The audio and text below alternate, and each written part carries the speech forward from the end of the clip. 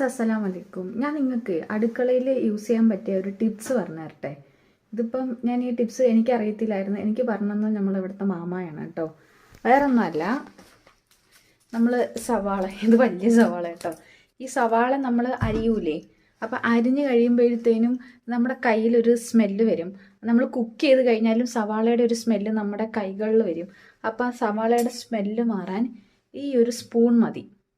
നിങ്ങൾക്ക് വിശ്വസിക്കാൻ പറ്റുന്നില്ല.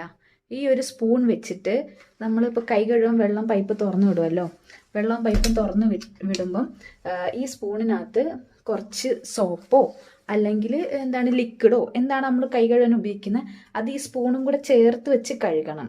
ചേർത്ത് വെച്ച് കഴുകുമ്പോൾ ഉണ്ടല്ലോ നമ്മുടെ കയ്യിലെ ഈ സവാളയുടെ സ്മെല്ല് മാറും കേട്ടോ. ഈ ടിപ്സ് എനിക്ക് പറഞ്ഞു തന്നത് എൻ്റെ മാമയാണ്. കാരണം അവിടെ ഓൾറെഡി ഒരു ഇങ്ങനെ സ്റ്റീലിൻ്റെ ഒരു സോപ്പ് പോലത്തെ ഒരു സാധനം ഇരിപ്പുണ്ട്, റൗണ്ട്. അപ്പോൾ ഇങ്ങനെ സവാളയൊക്കെ നമ്മൾ കട്ട് ചെയ്തിട്ടതിന് ശേഷം എന്നോട് പറയും അത് വെച്ച് കൈ ഹാൻഡ് വാഷ് ചെയ്യാൻ പറയും.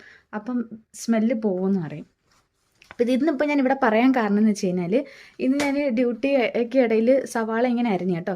അപ്പോൾ ഞാൻ ഇങ്ങനെ ഇറങ്ങാൻ നേരത്തെ ഇങ്ങനെ കൈ ഇങ്ങനെ ഞാൻ ജസ്റ്റ് ഇങ്ങനെ ഒന്ന് സ്മെല്ല് ചെയ്യുന്നത് മാമ കണ്ട്. അപ്പോൾ മാമ എന്നോട് പറഞ്ഞ്, നീ റൂമിൽ ചെന്നിട്ട് ഇതുപോലെ സ്പൂൺ വെച്ചിട്ട് ഒന്ന് ട്രൈ ചെയ്യ്, സ്മെല്ല് പോകുമെന്ന് പറഞ്ഞു.